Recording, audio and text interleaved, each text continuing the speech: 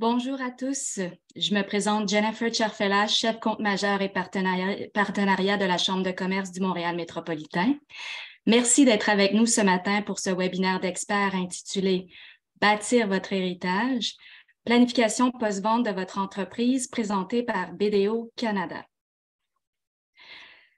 Le webinaire d'aujourd'hui sera dédié à la vente d'une entreprise et à la planification de l'après-vente. Nous vous invitons à poser vos questions. Désolée. Nous vous invitons à poser vos questions dans l'onglet Q&A tout au long du webinaire, puisqu'une période de questions suivra la présentation. Sans plus tarder, je vous présente nos conférenciers, M. Dennis Barrington, directeur principal, fusion, acquisition et marché des capitaux de chez BDO Canada, et M. Alex Ortiz, directeur service conseil en gestion du patrimoine BDO Canada. C'est à vous, messieurs. Bonjour. Bonjour, merci Jennifer. Donc, bonjour à tous. Merci de votre participation aujourd'hui. Nous sommes ravis de vous apporter ce matin des considérations importantes et des astuces si vous avez l'objectif de vendre votre entreprise dans l'avenir. Cette présentation s'adresse à toutes sortes d'entrepreneurs, mais plus spécifiquement des propriétaires des petites et moyennes entreprises. Donc, c'est important de mentionner que de la même façon que chaque individu est unique, votre entreprise l'est aussi. Donc, l'information à continuation est générale et devrait être adaptée à votre situation individuelle par des spécialistes appropriés. Mon nom est Alex Ortiz, je suis le directeur des services conseil en gestion des patrimoines pour BDO. Et je suis accompagné aujourd'hui de mon collègue Denis Barrington, directeur principal fusion et acquisition et marché des capitaux. Dans les prochaines minutes, nous vous donnerons initialement un aperçu du processus de planification de la vente de votre entreprise et par la suite, nous parlerons des principaux enjeux auxquels les entrepreneurs sont confrontés après la vente de leur entreprise et bien évidemment comment atténuer certains risques potentiels qui peuvent être les cas dans un genre de transaction comme tel. Et donc, Denis, à toi la parole. Parfait. Mais merci, Alex. Bienvenue tout le monde, puis merci pour être ici. Comme Alex a dit, je m'appelle Denis Barrington, puis je suis un directeur principal dans le groupe de fusion acquisition chez BDO. Je travaille directement avec Alex à aider des entrepreneurs avec leur héritage. Donc, moi, je suis directement impliqué dans l'opération et processus de vente des entreprises, surtout des entreprises privées dont on va parler aujourd'hui. Alors, vendre son entreprise pour un propriétaire, fondateur, entrepreneur, c'est toujours un événement majeur dans leur vie. C'est une transaction puis un événement qui vont toucher plusieurs parties prenantes, dont la famille, l'entrepreneur en soi, l'entreprise, ses employés, puis évidemment l'héritage et patrimoine de l'entrepreneur. C'est une transaction qui aura toujours un niveau de complexité. Il y en a certains qui sont plus faciles ou plus simples que d'autres, mais il y a toujours un niveau de complexité. Puis, d'après moi et d'après nous, je pense que c'est important de bien réfléchir à une opération de vente d'entreprise parce que ça peut prendre plusieurs façons, plusieurs transactions ultimes. Puis, c'est important de faire ça avec des experts qui sont capables de travailler ensemble pour s'assurer qu'un entrepreneur qui vend son entreprise aurait la meilleure transaction pour lui. On considérait tous les enjeux, tous les volets qu'il faut être considérés. Si on passe à la prochaine diapo, slide, Alex. Oui. Et donc, tel que Denis mentionnait, c'est vraiment important. C'est un des événements les plus importants, sinon un des plus importants pour les entrepreneurs de prendre la décision de sa sortie d'affaires. Et c'est ce qui est aussi important, c'est bien planifier la sortie d'affaires. Donc, on devrait être entouré de ces spécialistes, comme Denis vient de mentionner, et de ces spécialistes dans plusieurs domaines, dont notamment des fiscalistes, des conseillers financiers, des avocats. Et c'est ce qu'on trouve dans notre expérience qui est encore plus important, qui est entouré des bons spécialistes, c'est ce qu'il y a une communication et une coordination dans toutes les différentes parties concernées dans la transaction. Et c'est là, c'est juste pour que les conseils et la transaction aient une pertinence et que ça soit vraiment adapté à vos besoins.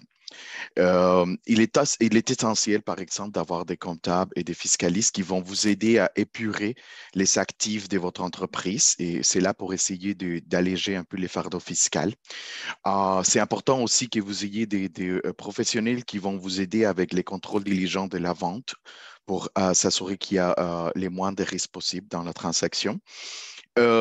Également, des fiscalistes et d'avocats peuvent vous aider à planifier les structures idéales une fois la vente est faite pour réorganiser vos actifs et votre structure corporative.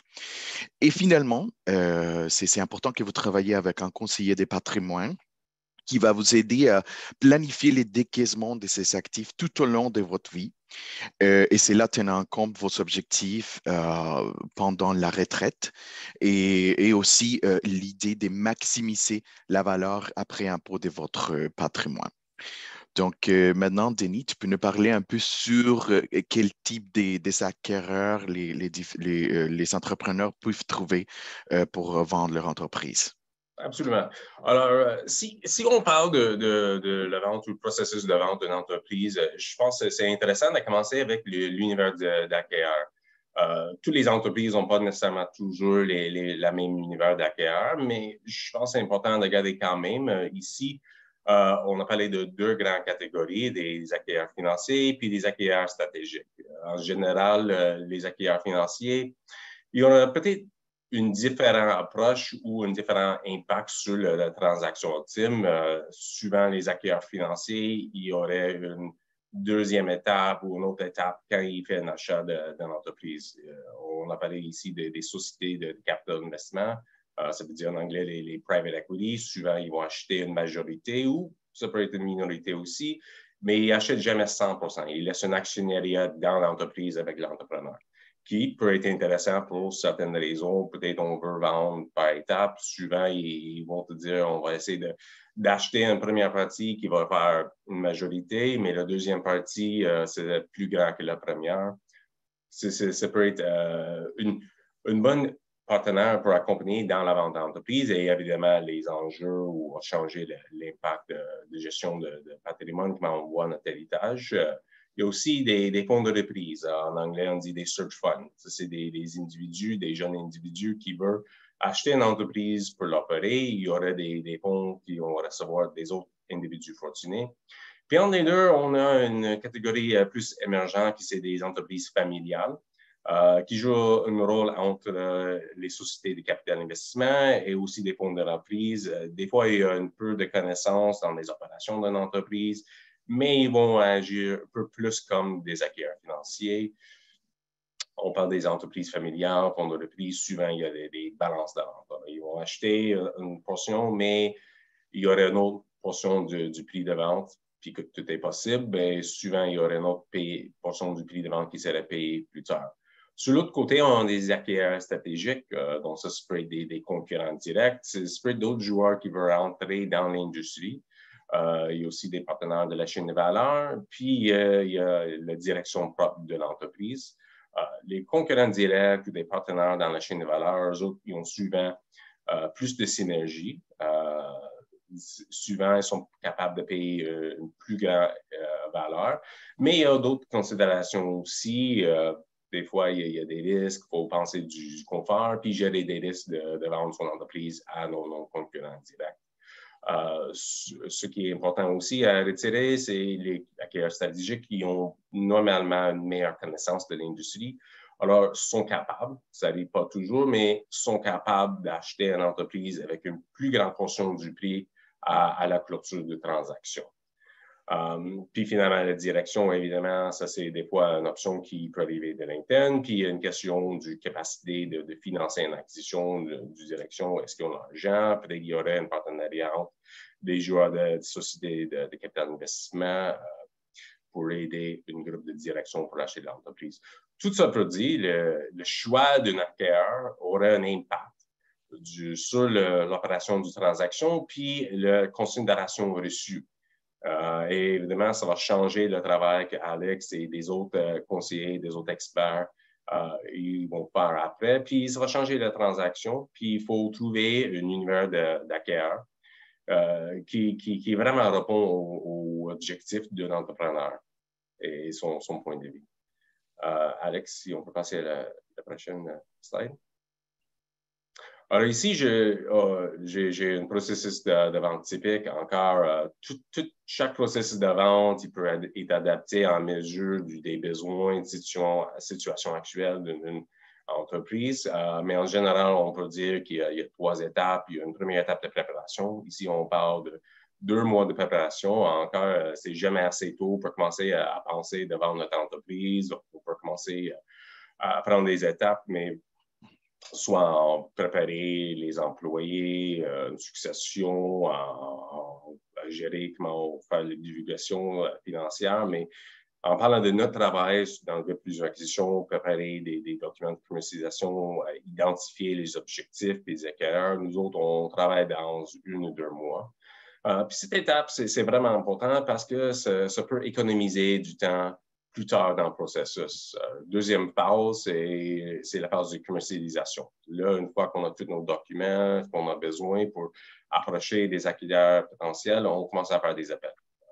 Ici, ça, c'est une phase qui est vraiment, on veut approcher certains acquéreurs sur une base anonyme, puis c'est vraiment les conseillers de fusion-acquisition qui vont faire les premiers appels. Souvent, il y a plusieurs acquéreurs potentiels qu'il faut être approché. Puis, c'est vraiment un processus exploratoire. Des fois, on va trouver qu'il y en a des joueurs qu'on pense jamais peuvent être intéressés dans notre entreprise, puis ils sont intéressés. Des fois, il y a des autres joueurs qui ont été certains qui auraient un intérêt, puis peut-être pour certaines raisons, il y aurait des défis à l'interne, puis ils ne sont pas capables d'acheter l'entreprise. Alors ici, on commence à avoir une idée, ce serait quoi une transaction qui est possible. C'est important de faire une évaluation de l'entreprise avant pour avoir une idée de qu'est-ce qui vaut une entreprise, mais on ne saurait jamais qu'est-ce qui est possible sans faire des appels avec des acquéreurs potentiels. Puis une fois qu'on a une idée, c'est quoi le vrai intérêt, c'est qui les joueurs qui seraient intéressés.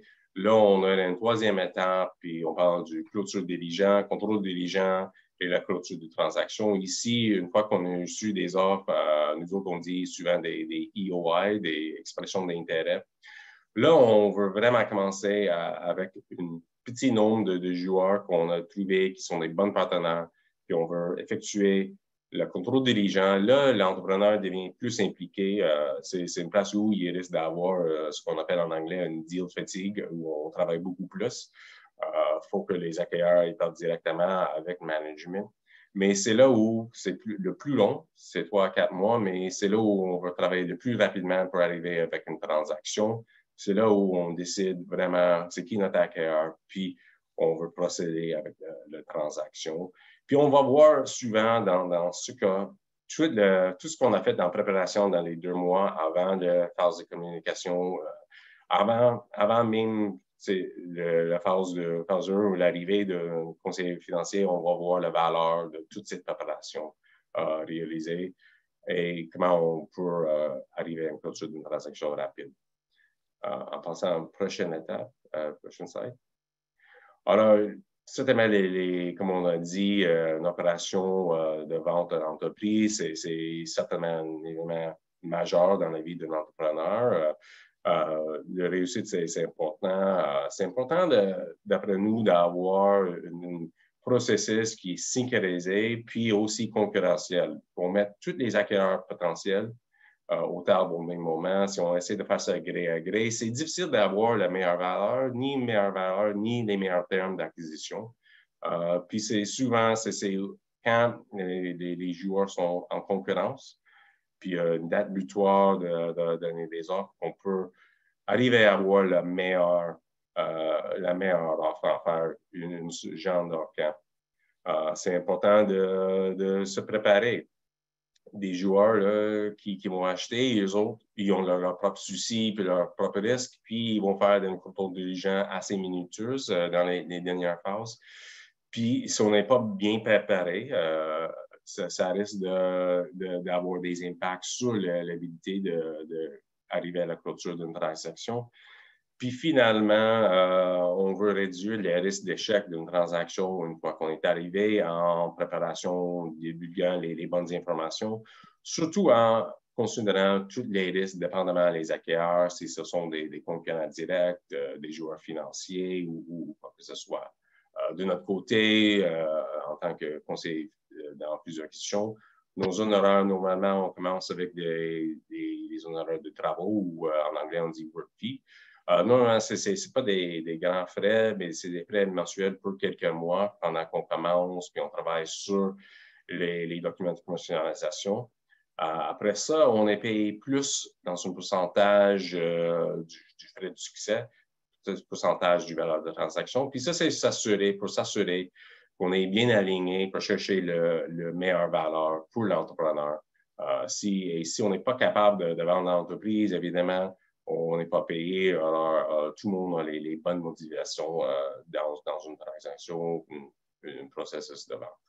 Alors, grosso modo, ça, c'est un peu notre rôle, puis comment on effectue un processus de vente à l'entreprise, qui est évidemment important pour planifier l'héritage une fois que l'entreprise est vendue. Alors, Alex, je te redonne la parole.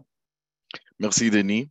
Donc, on peut voir que certainement résumer un peu la vente d'une entreprise, la transaction et toute la complexité, c'est un peu compliqué, mais on a essayé de faire un sommaire pendant les temps qu'on a aujourd'hui. Et donc, une fois qu'on a traversé cette transaction des ventes de l'entreprise, les entrepreneurs sont face maintenant à des autres questions, sûrement les changements de style de vie, mais aussi il y a des autres questions familiales qui viennent avec. Et la partie qu'on aimerait parler aujourd'hui, c'est un peu plus vers les côtés, OK, comment on planifie l'héritage pour votre famille. Et donc, j'aimerais commencer pour que vous posez une question de c'est quoi que l'héritage signifie pour vous. Donc, si on prend la définition du dictionnaire, on trouve que c'est vraiment un ensemble de biens qui sont acquis ou transmis par une succession. Et d'habitude, une fois qu'on parle d'héritage, la première chose qui vient à l'esprit, c'est des actifs, c'est l'argent, c'est des biens. Mais l'héritage, c'est beaucoup plus que ça. Donc, ça va au-delà du côté financier. L'héritage, c'est aussi les valeurs, c'est aussi la culture, c'est aussi l'empreinte que vous pouvez laisser pour votre famille et pour votre communauté. Et donc, si vous commencez à réfléchir sur ça, peut-être une bonne question à vous poser, c'est comment vous aimeriez que votre famille et votre communauté se souviendront de vous. Donc, c'est peut-être un bon début pour commencer à planifier, OK, c'est quoi ce que je veux laisser comme héritage pour ma famille et ma communauté. Donc, si on regarde un peu le profil d'un entrepreneur dans la valeur nette, et vraiment les montants sont juste un exemple, donc ça peut varier, mais c'est ce qu'on trouve le plus souvent, c'est que leur entreprise devient l'actif le plus important dans leur vie. Et c'est parce que les entrepreneurs passent des années et des années à bâtir leur entreprise, à réinvestir dans leur compagnie. Et donc, ça prend un ampleur très, très grand dans les actifs.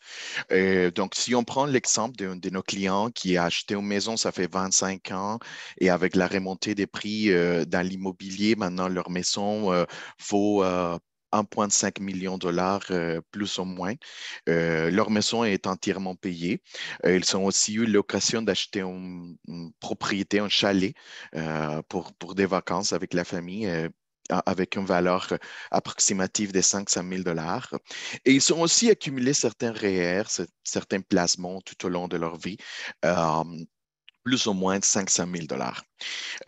Donc, leur entreprise, ça fait presque 50 ans qu'ils sont en affaires et ils ont eu beaucoup de succès. Maintenant, leur entreprise a une évaluation de plus ou moins 25 millions de dollars. Donc, on trouve que dans ce scénario, presque 90% de la valeur nette de l'entrepreneur, de sa famille, est enfermée dans les actions d'une seule compagnie.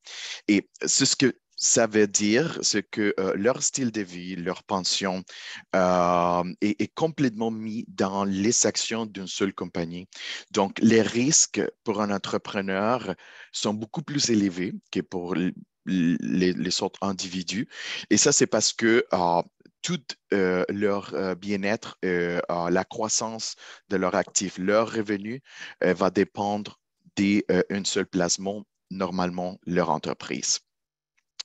Et donc, une fois que la vente est faite, donc vous passez à travers tous les processus que Denis vient de mentionner, vous cherchez les meilleures offres dans les marchés et vous avez vendu, vous avez converti votre patrimoine dans l'argent liquide, vraiment. Et donc, avec cet argent, cette vente, vous allez constituer normalement votre source de revenus à la retraite et dans la majorité des cas, c'est la source la plus importante que vous allez en avoir. Et ces ressources vont devenir votre pension. Peut-être quand vous avez démarré votre entreprise, que vous avez rentré en business pour la première fois, vous avez peut-être planifié d'avoir une croissance en affaires, mais pas forcément vous avez pensé à bâtir votre pension en même temps. Mais les plus que vous vous approchez vers l'âge, donc vous voulez prendre la retraite ou que vous vous approchez plus dans les processus des sorties de business, vous allez voir que votre compagnie, bien évidemment, va être aussi votre plan pension qui va soutenir vos besoins à la retraite. Et donc, maintenant, vous commencez à venir dans ces genres d'événements comme aujourd'hui pour aller trouver des informations, vous informer sur les processus de vente, qu'est-ce qu'il faut faire, qu'est-ce qu'il ne faut pas faire dans les processus, mais aussi, c'est ce qu'il faut faire après, une fois que vous avez vendu l'entreprise. Et donc, ça devient plus une réalité pour vous de vous approcher vers la vente, mais en même temps que votre entreprise, comme je disais, devient votre plan pension. Donc, vous commencez à vous poser des questions, comment je peux gérer mes actifs d'une façon qui peut me rendre un certain revenu, qui se soit sécuritaire, mais que ça me permet aussi de garder la valeur de mes actifs pour combler les besoins à la retraite, mais aussi pour passer certains héritages à des chers, à des membres de la famille ou des amis. Et donc, peut-être une bonne idée, ça serait d'avoir une approche qui ressemble à celle que les plans pension utilisent au Canada. Et donc, une approche qui soit équilibrée, qui soit diversifiée, mais plus important, qui se soit vraiment personnalisé, je m'excuse, pour les besoins de votre famille et vos besoins à vous. Et donc, dans ces genres des profils ou des portefeuilles, on peut trouver des actifs traditionnels, donc des actifs qu'on peut trouver à la bourse, des actions, des obligations.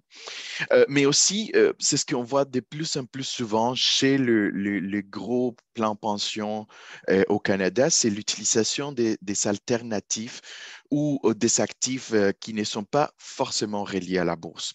Et là, on va trouver les dettes et les capitales d'investissement privé. Donc, Denis parlait auparavant qu'il y avait des entreprises familiales qui allaient peut-être acheter une partie d'une compagnie comme la vôtre, mais qu'ils vont être plus un joueur passif dans la compagnie. Donc, ils ne vont pas gérer la compagnie, ils veulent juste investir l'argent là-dedans. Donc, ça, c'est une façon peut-être d'avoir aussi une alternative pour votre retraite. On peut trouver aussi des projets d'infrastructure. Donc, pensons à des autoroutes qui vont se faire prochainement, des hôpitaux, des écoles. Et aussi, on trouve la partie immobilier, donc des gros projets immobiliers résidentiels, commerciaux, qui sont offerts à certaines familles. Et donc, vous pouvez peut-être penser à ce genre des actifs aussi.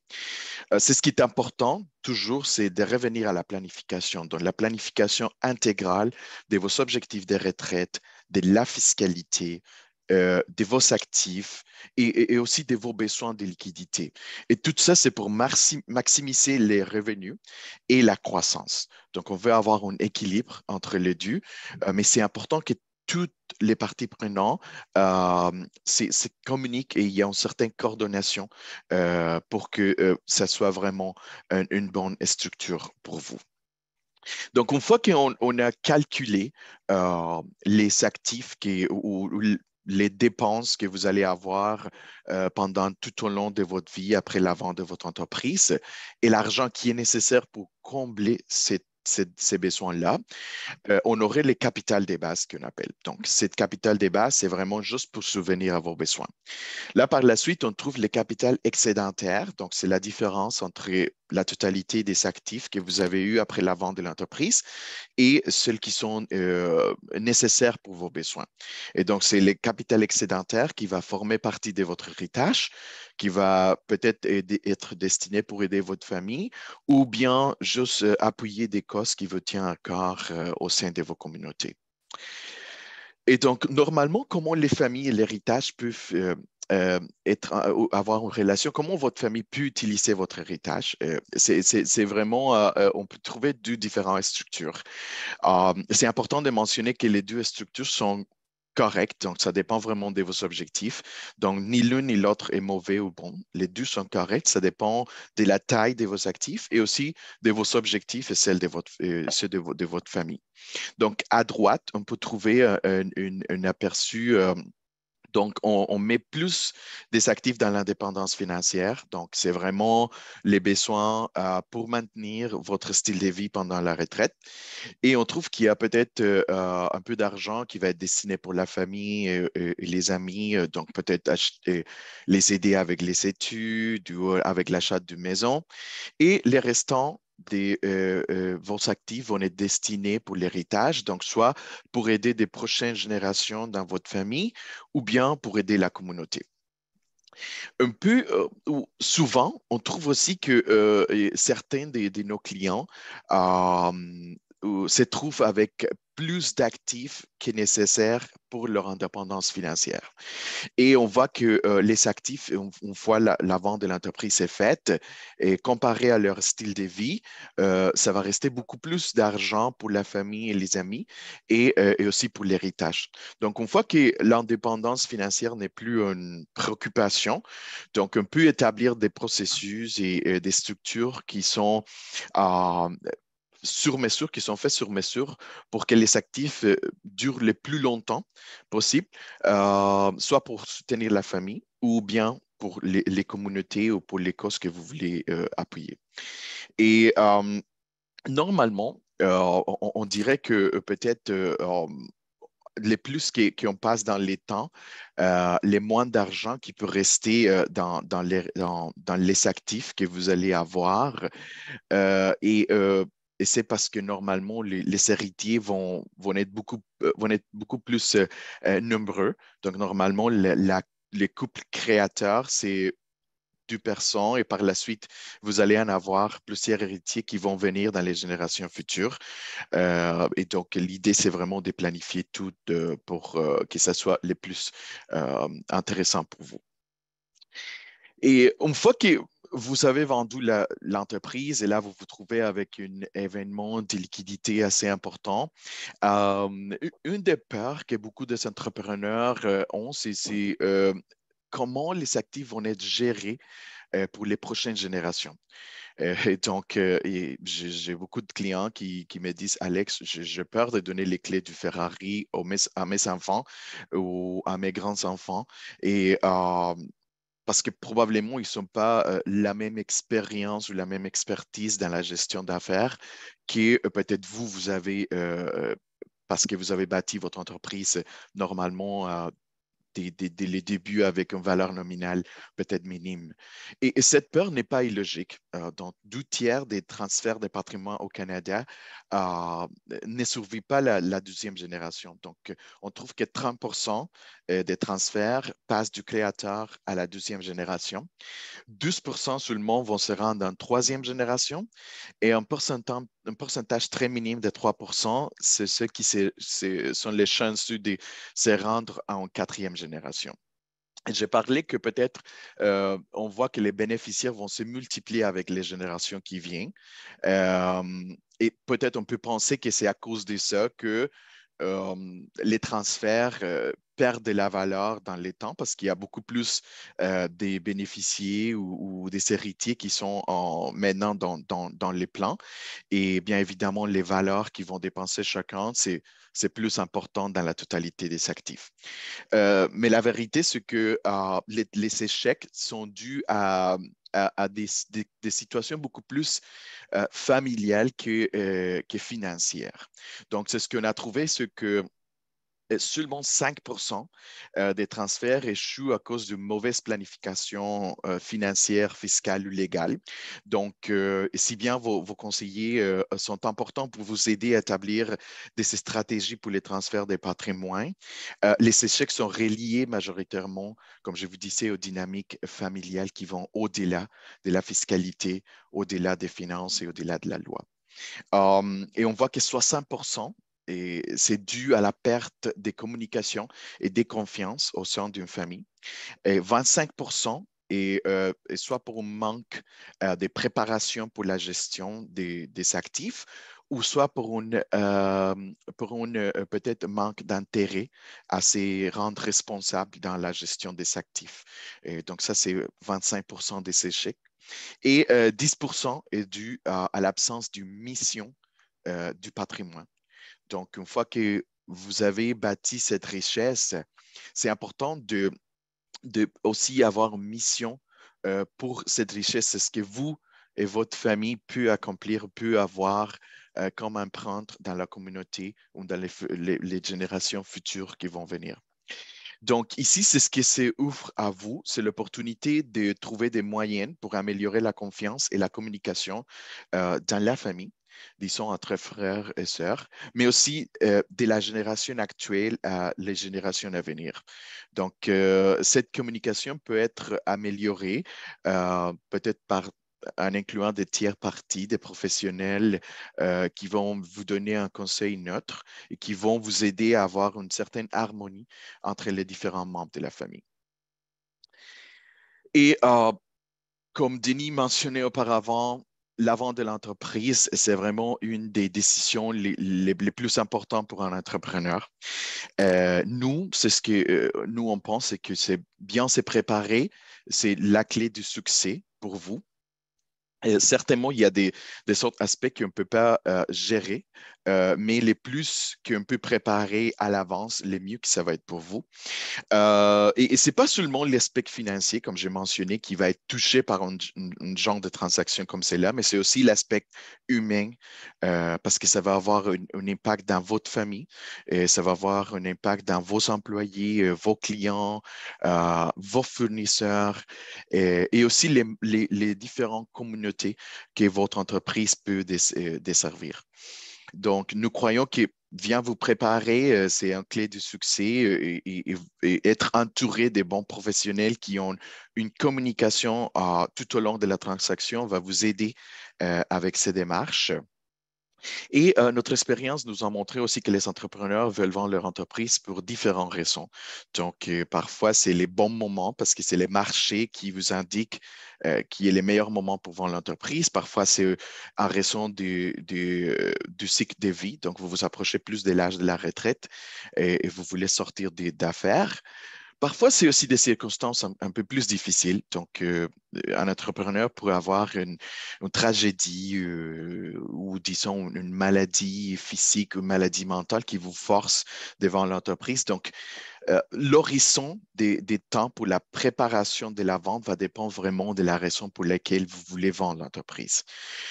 L'idée, c'est de se préparer le plus possible. Donc, si vous prévoyez des ventes d'ici 3-4 ans, commencez dès maintenant à faire vos recherches, commencez dès maintenant à engager des bons professionnels pour vous entourer, vous préparer. Et pour ça. Et à droite, vous allez trouver un aperçu des différents services et des différentes expertises qui sont offerts à BDO. Nous avons la bonne équipe pour vous conseiller dans la vente de votre entreprise et l'idée de réussir votre sortie d'affaires. Et notre principale mission est de vous accompagner. Donc, accompagner les entrepreneurs et leurs familles dans ces parcours qui est vraiment complexe de la vente de l'entreprise. Donc, l'idée, c'est maximiser les produits de la vente après impôt et aussi bâtir à ces moments-là votre indépendance financière et votre héritage. Et donc, on vous remercie pour l'attention aujourd'hui. On espère que la présentation a amené une certaine valeur pour vous. Et maintenant, on peut passer à la période des questions. Alors, Alex, je vois qu'on a quelques questions. La première, c'est quel est le plus gros défi pour les propriétaires et des petits et moyennes entreprises au moment de sortir d'affaires et transitionner vers la retraite? Alors, Alex, je te laisse prendre celui. Oui, donc comme j'ai mentionné avant, on pourrait dire que les côtés financiers, c'est toujours important. Vous avez travaillé et vous avez bâti cette entreprise probablement d'une valeur minimale et vous avez passé plusieurs heures de travail, vous avez pris énormément de risques avec votre compagnie pour la bâtir et l'amener à un certain point. Et donc, l'aspect financier, c'est important, mais au-delà de l'aspect financier, je trouve que l'aspect humain, c'est les plus difficiles pour les entrepreneurs au moment de traverser de l'entrepreneuriat vers la retraite. Donc, il y a tous les volets de l'activité. Donc, les entrepreneurs sont habitués à être en affaires. Vous, probablement, vous êtes les premiers à arriver à votre entreprise, les derniers à sortir. Donc, cet ajustement dans votre style de vie, c'est un enjeu que je vois chez mes clients qui est très, très important. Donc, c'est préparé à l'avance et pas forcément juste dans les côtés financiers, mais aussi dans l'aspect humain. C'est important. Je trouve aussi amener la famille dans la transaction, c'est important. Donc, si vous avez des enfants qui vont prendre la relève ou si vous avez des enfants qui probablement vont hériter de l'argent que vous avez une fois vendu l'entreprise, euh, c'est important de les amener vers ce processus pour qu'ils puissent comprendre l'ampleur ou l'importance de ce processus et aussi pour qu'ils apprennent à gérer les actifs. On a vu qu'une des grosses causes d'échecs pour les transferts d'argent intergénérationnels, c'est à cause de la manque de préparation des membres de la famille. Donc, c'est une bonne opportunité pour améliorer les canaux de communication, mais aussi pour en même temps préparer les prochaines générations à gérer les actifs que vous avez bâtis pendant tout au long de votre carrière.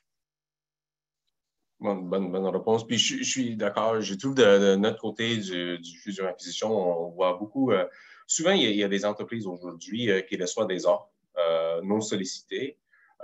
Puis là, ils se lancent dans un processus de vente, puis ils ne sont pas assez préparés pour plusieurs raisons, les informations financières, ainsi que l'entreprise et l'entrepreneur en général n'a pas bien réfléchi. Alors, je pense que de mon côté, je dirais c'est de la préparation et d'être prête pour une vente éventuelle de l'entreprise. Une autre question qu'on a eue, c'est quel est l'impact que la pandémie a eu dans les projets de retraite des entrepreneurs? D'accord, Alex, je ne sais pas si tu veux prendre celui. Oui, bien sûr. Donc, je pense que vous que vous êtes en affaires, vous avez vu forcément des autres entrepreneurs ou même dans votre entreprise l'impact que la pandémie a eu. Et donc, il y a plusieurs business ou plusieurs entreprises qui ont des impacts positifs. Pensons les chaînes d'approvisionnement des biens essentiels. Donc, si vous êtes propriétaire d'une franchise d'un supermarché, probablement vous avez vu votre chiffre d'affaires augmenter d'une valeur importante. Mais on a vu aussi des autres secteurs de l'économie qui ont été touchés plus côté négatif. Donc, les gens de la restauration, les hôteliers, les compagnies de spectacles. Donc, euh, l'impact qu'il y a eu dans la retraite, c'est qu'il a poussé certains entrepreneurs à euh, peut-être mettre leur plan des sorties d'affaires en attente parce que leurs entreprises ont perdu de la valeur, leurs ventes ont chuté et donc forcément la valeur de l'entreprise a aussi baissé. Donc les entrepreneurs ont dû mettre un arrêt dans la sortie d'affaires et dans la vente de l'entreprise. Il y a des autres qui peut-être, ils ont eu tout l'effet contraire dans leur entreprise. C'était dans les bons moments de les vendre. Il y avait beaucoup d'acquéreurs qui étaient intéressés. Et donc, là, ils se trouvent avec une offre très, très intéressante et ils ont dû peut-être approcher leur retraite ou prendre une retraite beaucoup plus tardif à ces moments-là parce qu'ils ont eu l'opportunité, c'était les bons moments de vendre. Et donc, je pense que c'était vers ces côtés-là qu'il y a eu un impact, soit des entrepreneurs qui ont dû peut-être retarder leur processus, ou soit des autres qui l'ont pris plus tôt qu'ils pensaient. Oui, puis je peux le dire absolument de notre côté, les acquéreurs, c'est toujours une question qui sort. C'était quoi l'impact du pandémie sur une entreprise? Est-ce que c'est durable? Est-ce qu'il y a eu des ventes qui ne vont pas rester dans quelques années? Alors, la pandémie a eu un impact assez complexe, puis c'est un des seuls événements qui a touché toutes les entreprises, pour bon ou mauvais. Et des fois, c'est juste qui crée une incertitude qui reste, mais certainement, on voit beaucoup de transactions dans le marché aujourd'hui, puis ça n'a pas arrêté, ça a même augmenté le nombre de transactions dans l'entreprise. De l'autre côté, on a eu beaucoup d'activités dans le secteur de plusieurs acquisitions. Prochaine question, c'est quels sont les principaux facteurs qui risquent de provoquer un échec dans un processus de vente? Moi, je dis que c'est vraiment la préparation. Si les chiffres sont pas bien faits, si un entrepreneur il y a un budget qui n'est pas atteignable, ça risque de vraiment avoir un impact sur la crédibilité et une transaction. C'est là où je pense que c'est important, surtout avec des PME, des entreprises privées, d'avoir bien fait des chiffres puis s'assurer qu'on a des chiffres, des revenus, des ventes. On travaille surtout sur le buyer, en anglais, EBITDA. S'assurer qu'on présente des chiffres qui sont vraiment des vrais chiffres, qui sont crédibles. L'autre chose, c'est d'avoir une succession. Ça veut dire d'avoir quelqu'un dans l'entreprise qui peut prendre la relève. Peut-être pas une relève stratégique qui va amener la croissance de l'entreprise, mais qui est vraiment impliqué dans la quotidienne, dans les systèmes, qui a des connaissances institutionnelles. C'est important pour des entrepreneurs d'avoir quelqu'un, s'il veut vendre l'entreprise, surtout s'il veut avoir le plus de considération possible à la clôture, d'avoir quelqu'un qui peut continuer à gérer la day-to-day d'une entreprise après la vente, qui a toutes ses connaissances des systèmes, des chiffres, des opérations. C'est ça. Je ne sais pas si, Alex, tu avais des choses à ajouter sur cette question.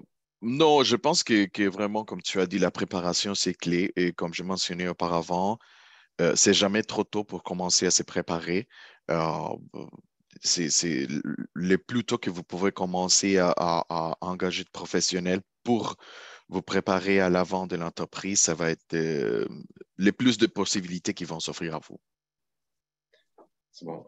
Prochaine question, c'est comment dois-je procéder pour choisir mon univers d'acheteur?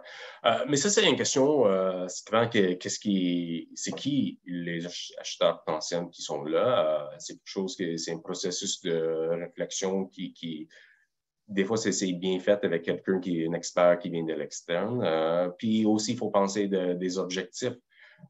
Des fois, on pense de vendre notre entreprise peut-être plus long, mais peut-être c'est le moment de vendre une partie, puis faire ça par étapes, d'avoir cristallisé ou monétisé une portion de l'entreprise. Là, on va vendre à un joueur plus financier ou passif, comme une private equity. D'autres fois, un processus de vente peut être déclenché parce qu'on a eu une offre d'un acheteur stratégique ou il y a des choses dans le cycle de vie qui ont provoqué un processus de vente. Alors, c'est vraiment du situation, puis faut voir qu'est-ce qui est possible. Des fois, des entrepreneurs sont vraiment impliqués dans leur business, puis il y a d'autres joueurs qui peuvent être intéressants qui n'ont jamais pensé. Alors, je pense qu'il faut prendre un esprit exploratoire, puis bien réfléchir. Puis c'est bien d'avoir des sessions de travail où on pense de qu'est-ce qui est en train d'arriver dans le marché, qui peut être intéressé à rentrer dans le marché, c'est qui les bons acheteurs. Puis finalement, il faut penser de tous les risques et le confort à gérer si on approche des concurrents directs, soit ou des joueurs financiers. Ou même des joueurs dans la chaîne d'approvisionnement, donc pour les clients ou les fournisseurs. Je ne sais pas si c'est plus une question, plus d'action. Je ne sais pas, Alex, si tu avais des choses à ajouter. Non, je pense que garder toutes les possibilités ouvertes, c'est vraiment la meilleure chose à faire. Comme tu as mentionné, Denis, il y a certains entrepreneurs qui sont très impliqués dans leur communauté d'affaires et peuvent trouver des acheteurs par eux-mêmes. Mais avoir des gens expérimentés avec les bonnes ressources comme Denis et son équipe peuvent juste vous aider à ouvrir des autres portes que peut-être vous n'avez pas pensé qui ont certaines compagnies pouvaient être intéressées, qui est dans un autre domaine complètement différent, mais qui recherchent une diversification dans leur business, peut être intéressé à votre compagnie. Donc, je pense que garder toutes les différentes options ouvertes, c'est la meilleure chose à vous et vous allez trouver les meilleures options en gardant toutes les options ouvertes. Bon. On a une autre question. Avez-vous des expériences en vente d'entreprise et en fusion avec un vendeur québécois et un acheteur américain? Je peux dire dans mon expérience, souvent l'acheteur des entreprises québécois ou canadiens, souvent le plus grand univers d'acheteurs, c'est des entreprises américaines. L'économie des États-Unis est tellement plus grande que l'économie canadienne. Il y a tellement plus de joueurs entreprises dans chaque industrie que souvent on voit que l'acheteur est un Américain ou les acheteurs qui ont une plus grande capacité de payer. Sont souvent des joueurs américains. Des fois, ça arrive à l'international aussi, mais avec les joueurs petits et moyens, c'est plus dans... Des fois, c'est des joueurs ici à Québec, des fois en reste du Canada, mais souvent, il y a presque toujours des joueurs stratégiques et même financiers qui arrivent des États-Unis qui ont intérêt à investir en Québec. Je pense que j'ai vu des statistiques plus que 50% des transactions, même en capital de risque, capital d'investissement, puis c'est des joueurs américains qui sont arrivés à Québec à faire des investissements. Alors, ça arrive souvent. Il y a toujours des facteurs ou des enjeux qui arrivent, mais oui, je pense que c'est quelque chose où on a beaucoup de... Moi, j'ai eu beaucoup d'expérience, puis souvent, les Américains sont impliqués. Encore, c'est dépend des industries, chaque situation, mais les acheteurs américains, soit stratégiques ou financiers, arrivent souvent des États-Unis. Une autre question, quel est l'impôt à payer sur le gain en capital suite à la vente d'une entreprise manufacturée? Ça, c'est peut-être un peu plus technique. Je ne sais pas, Alex, si tu as des idées ou... Oui, donc vraiment, il faut mentionner que je ne suis pas un fiscaliste, donc je pourrais pas, je suis pas en mesure de donner une réponse, disons, exacte dans ces domaines-là. C'est sûr qu'il y aura des gains en capitaux qui vont être payés sur la différence les coûts des bases de l'entreprise versus les prix des ventes. En règle générale, au Canada, les gains capitaux sont taxés seulement 50%. Donc, si, admettons, vous avez la valeur nominale de votre compagnie est 1 dollar, mais vous vendez, admettons, pour 1000 dollars, donc la différence entre les deux prix va être taxée seulement la moitié.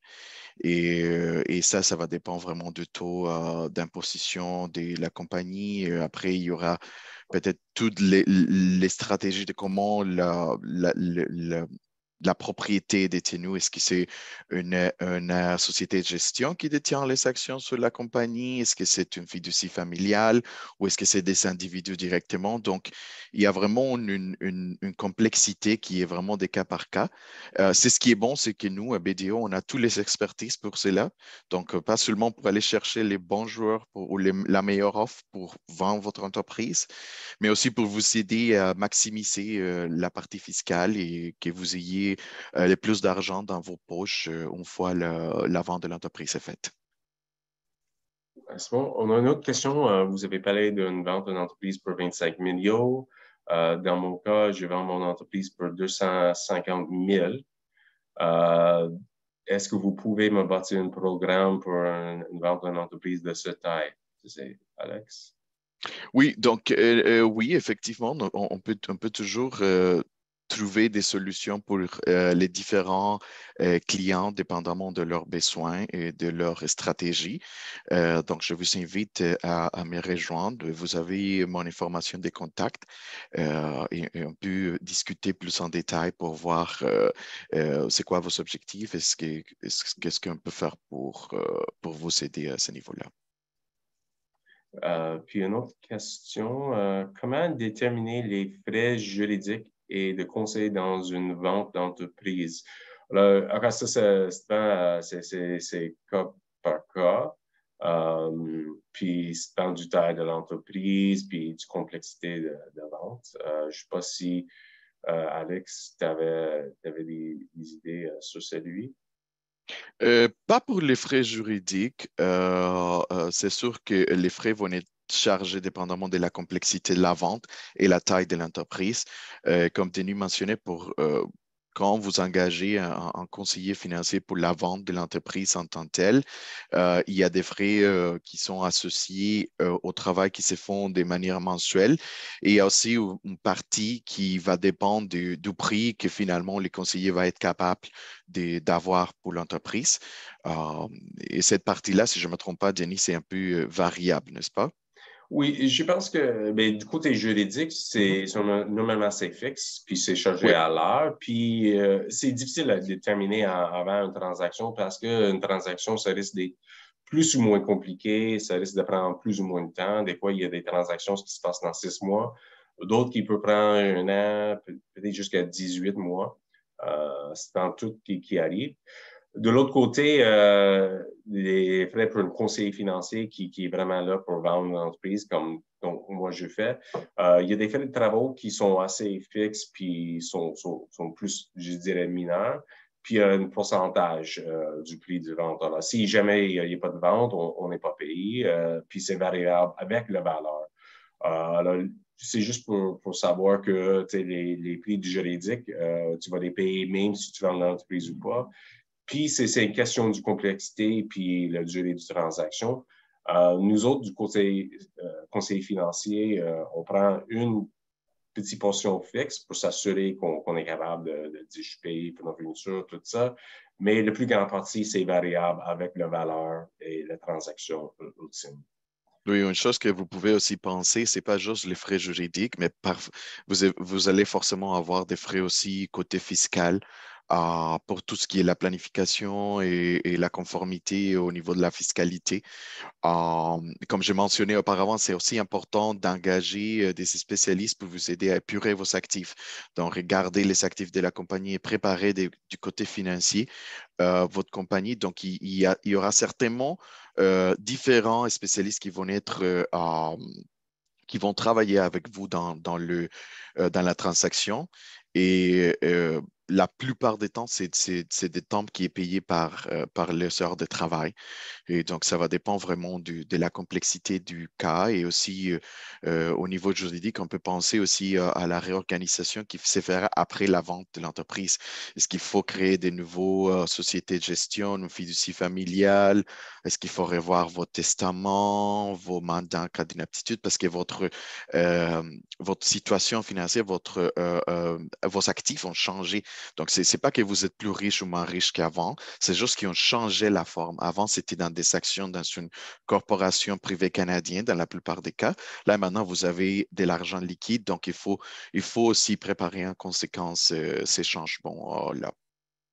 Puis, il y a une partie des frais qui peut être dans la préparation, des frais juridiques, des fiscalistes. Puis, il y a une autre partie qu'on peut attendre, qu'on a eu des offres, des acquéreurs intéressés, puis on peut attendre aussi qu'on est plus certain de faire une transaction quand on parle des frais juridiques sur ce côté aussi. Alors, encore, ça dépend de chaque situation, mais certainement, si on se rentre dans une situation spécifique, on peut toujours donner des conseils pour gérer et estimer des frais spécifiques à chaque volet d'une transaction et du processus de vente. Et, je ne sais pas s'il nous reste beaucoup plus de temps. Je pense qu'on a passé la plupart des questions.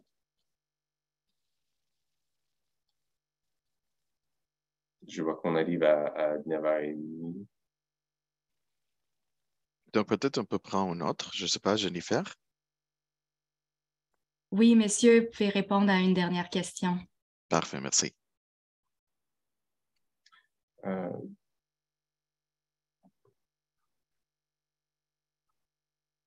En tant que travailleur autonome, est-ce que les chances sont bonnes de trouver des acheteurs? Écoute, ça, c'est une bonne question. Écoute,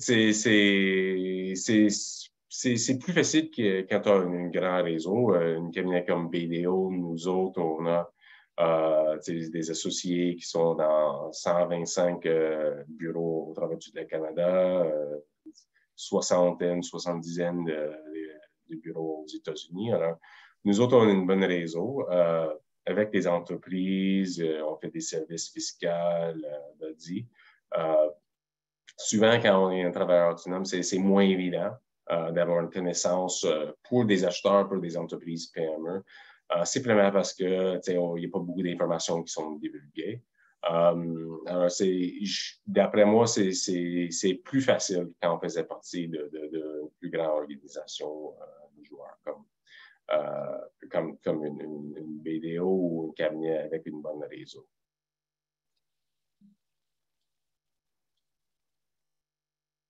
Merci, Dennis et Alex, pour cette discussion fort intéressante. Puis merci pour notre partenaire BDO Canada. Alors, si jamais des questions n'ont pas été répondues durant le webinaire, nous allons nous assurer d'y répondre par courriel dans les prochains jours. On se retrouve donc le 1er novembre prochain au Centre Sheraton de Montréal pour le déjeuner-causerie CGI avec M. Jacques Farcy, président et chef de la direction Société québécoise du cannabis.